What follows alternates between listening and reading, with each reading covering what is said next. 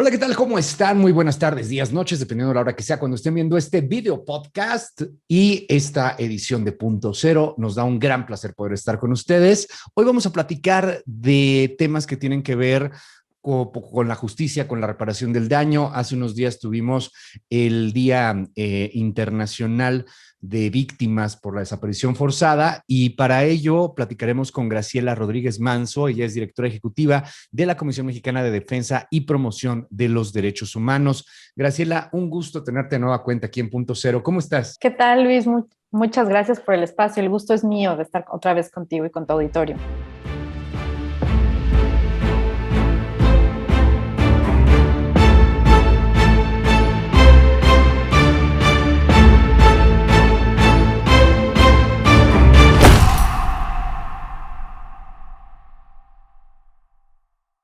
Platicamos la última ocasión sobre este asunto de la consulta y de llevar justicia a las víctimas y todo el embrollo jurídico que había alrededor del tema. Y al final lo más importante, ¿y las víctimas dónde quedaban?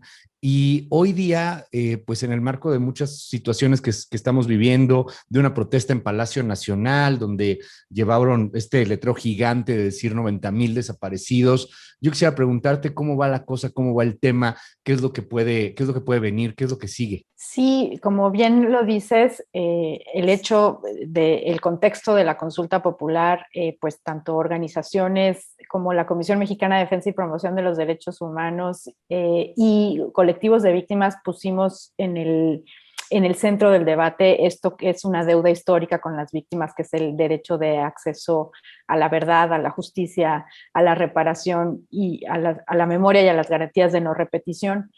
Y esto pues ha ido, como bien dices, evolucionando recientemente por motivo del Día Internacional contra la Desaparición Forzada de Personas.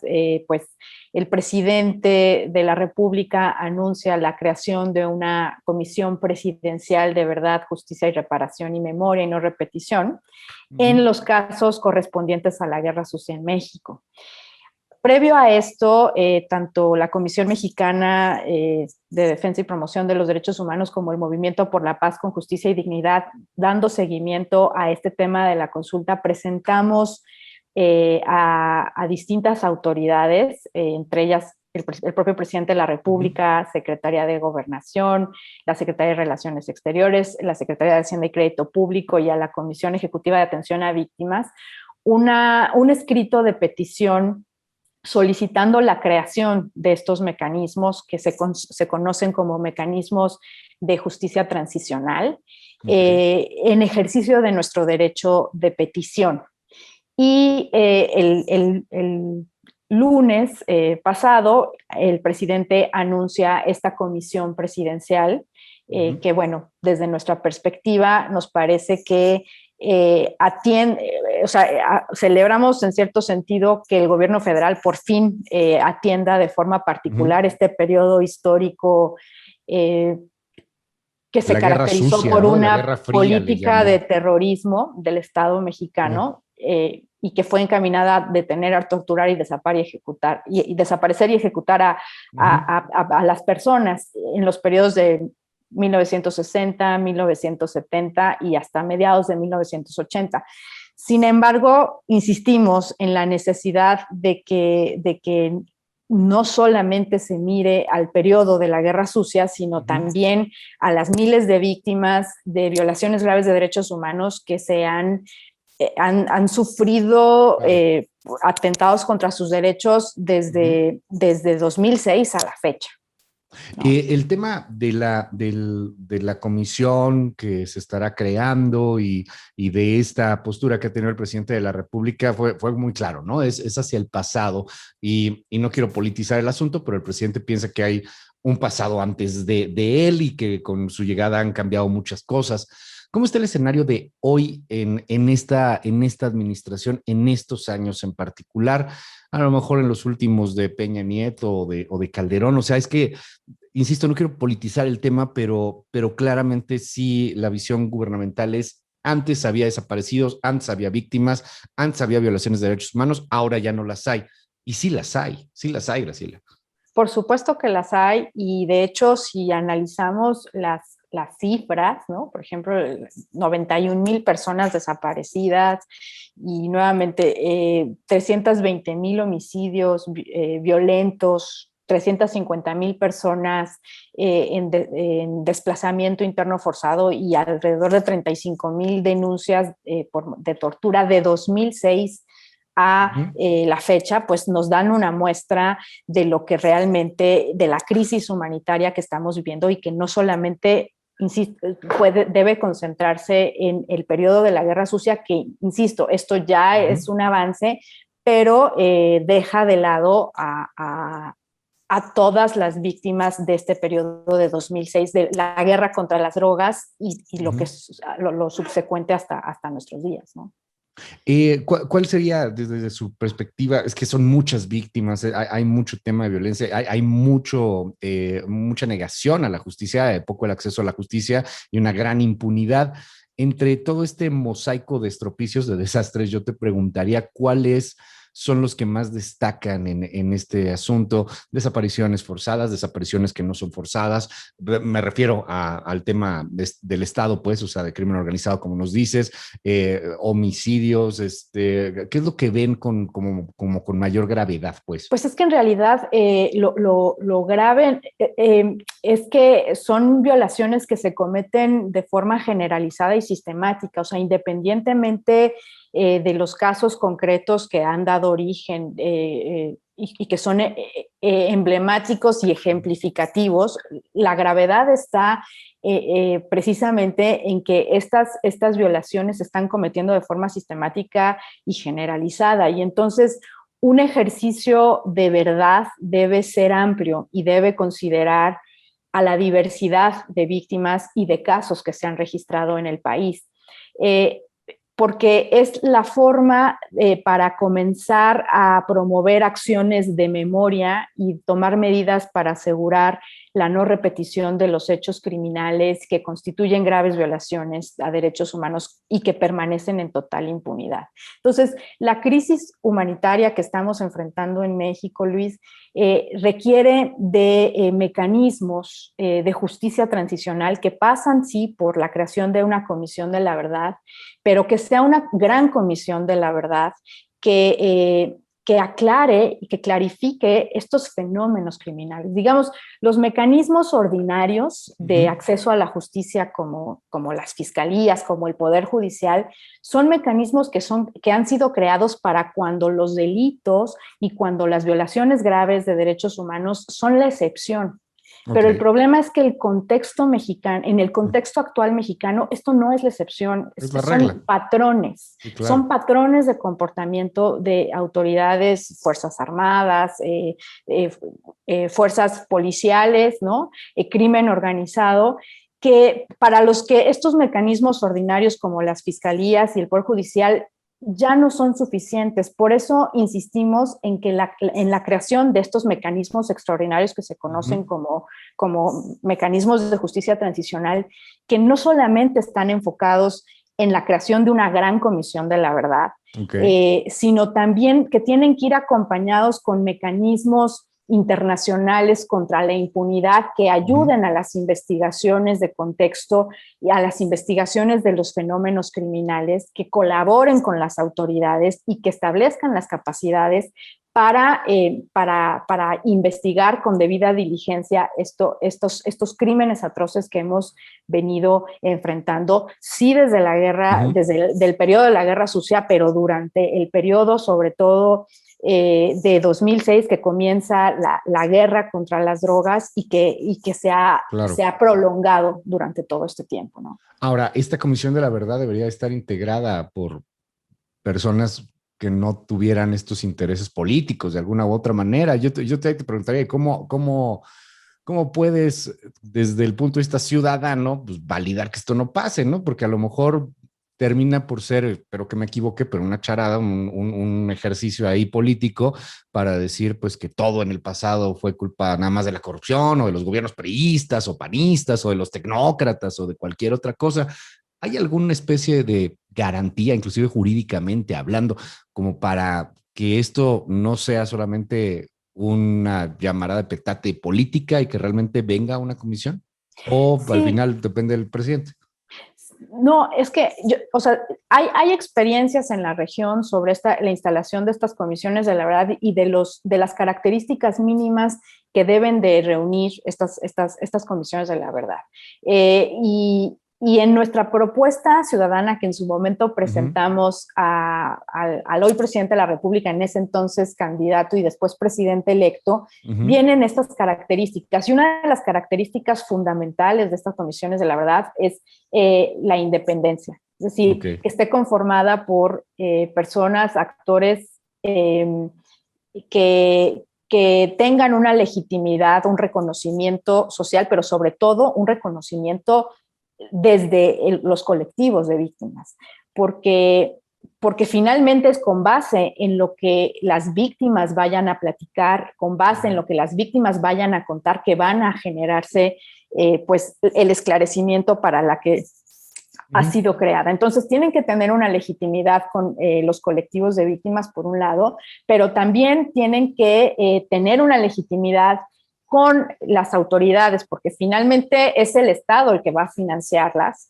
es el Estado, es con el Estado con quienes van a coadyuvar de alguna forma en el esclarecimiento de los hechos, de las causas y de las consecuencias de estas graves violaciones de derechos humanos en el tiempo. Pero Entonces, no pueden ser funcionarios públicos, por ejemplo, de tu perspectiva, o sea, pues desde las experiencias. No, en principio tendrían que ser expertas y expertos Claro. nacionales, internacionales, independientes de una trayectoria reconocida en materia de derechos humanos. La comisión que está anunciando, y digo que está anunciando la presidencia porque todavía no tenemos claro cómo es que se va a conformar, no se ha emitido un decreto que cree esta comisión. De entrada se llama Comisión Presidencial de la Verdad, Justicia y Reparación. Y si bien pueden ser creadas por decreto presidencial, también pueden ser creadas por parte del Poder Legislativo. Entonces, el hecho, como no sabemos todavía cuál es la composición, no nos podemos pronunciar al respecto, pero sí manifestar e insistir en la necesidad de que estas comisiones tienen que ser independientes desde la perspectiva de quienes las conforman, tienen que contar con el presupuesto adecuado, tienen que tener una estructura, mandato y objetivos claros para que puedan efectivamente contribuir a la verdad y a la justicia de las víctimas y familiares, ¿no? Ahora, pensando que se va creando esta comisión, pensando que es con la gente correcta, ojalá que así sea, pensando que no es un asunto que termina por ser político, ¿qué es lo que viene después y en cuánto tiempo?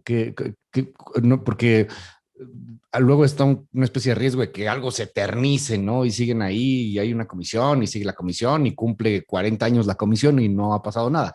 ¿Qué es lo que tendría que venir?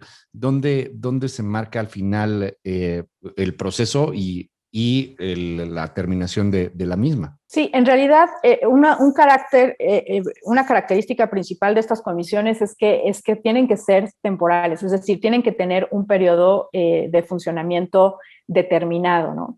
Y no pueden estar para siempre. Y de ahí la importancia de combinarlas con estos mecanismos internacionales contra la impunidad y con un plan extraordinario de reparación integral porque lo que las comisiones de la verdad en lo que se tienen que concentrar es precisamente en esclarecer las consecuencias, los hechos, las causas, qué es lo que nos tiene, quiénes son las personas presuntamente responsables de estos hechos, de estas causas, de estas graves violaciones de derechos humanos, qué es lo que nos tiene en este contexto de impunidad de prácticamente el 94, 98%, ¿no? Entonces, y esto lo hacen a partir de los testimonios de las víctimas, ¿no? Entonces, una vez que se esclarece esto, una vez que llevan a cabo la investigación, viene y que se identifican a las y los presuntos responsables, pues es necesario iniciar las investigaciones determinadas, coadyuvando con las fiscalías y con los órganos internos competentes para poder, en todo caso, dar con las y los responsables, sancionar a las y los responsables y con ello comenzar el tema de reparación integral de las miles de víctimas, que no solamente se centra en garantizarles el acceso a la justicia, sino en reparar el daño que esto ha causado por tantos años a las miles de víctimas y sus familiares. Te preguntaría, ¿lo ves factible, como lo hablábamos en el principio, en un país como México, en donde hay nomás de desaparecidos 90,000, ¿no? Y de los contemporáneos, de los de último momento, pues de los últimos años, de la última década, a lo mejor, por ahí, o los muertos, o toda la crisis que se lleva, o sea, la cantidad de víctimas es titánica y eso no sé si nos va a dar como para que las fiscalías puedan actuar cuando no actúan para nada, pues cuando tienes una impunidad de este tamaño. ¿Lo ves factible? En el deber ser y en la idea y en la teoría se ve muy interesante, ya aterrizado. ¿Qué piensas que suceda con una fiscalía pues torpe, o muchas fiscalías que son torpes, que están saturadas de trabajo, que tienen ministerios públicos que tienen que llevar 80 casos o más? ¿Lo ves en términos de realidad, en lo pragmático? Pues yo te diría que no solamente es factible, sino que es necesario, Luis. Es decir, por supuesto que son procesos complejísimos. Sí, No, claro. no son procesos de un día para otro, ni mucho menos. Y es precisamente porque las fiscalías no están haciendo el trabajo que se requieren de estos mecanismos extraordinarios para que al menos haya esclarecimientos, un esclarecimiento de lo que sucedió a través de investigaciones de expertas y expertas independientes, con base en los testimonios de las víctimas, y que haya también una investigación independiente a través de un mecanismo internacional contra la impunidad, investigaciones quizá paralelas que después pueden funcionar y coadyuvar con las fiscalías para que las fiscalías hagan ese trabajo. O sea, como te decía en un principio, las fiscalías no, y actualmente las fiscalías en el país, empezando por la Fiscalía General de la República, parece ser que no tiene el interés de iniciar estas investigaciones desde una perspectiva de los fenómenos criminales, no tanto de caso por caso, sino de una realidad que es un patrón sistemático y generalizado de violaciones graves de derechos humanos. Por eso la necesidad de comenzar el camino hacia la construcción de estos mecanismos extraordinarios. Por supuesto, no es una tarea sencilla, pero factible sí, y es necesario ver hacia la región, y tenemos ejemplos importantes como por ejemplo la CICIG en Guatemala, que fue exitosa en ciertos temas, en otros no tanto, pero que claramente hacen factible, y yo te diría no solo factible, sino necesarísimo, porque si no lo implementamos, me parece que no vamos a poder iniciar este camino hacia la construcción de paz, porque claramente no hay voluntad política. Y esto creo que también es importante resaltarlo. Es decir, no solamente se requiere el presupuesto, la ingeniería para armar estos mecanismos, sino la voluntad política. Totalmente. Y lo que anuncia el presidente de esta comisión presidencial en relación con la guerra sucia, pues pareciera ser que hay ya una apertura del gobierno por atender de forma particular este periodo histórico.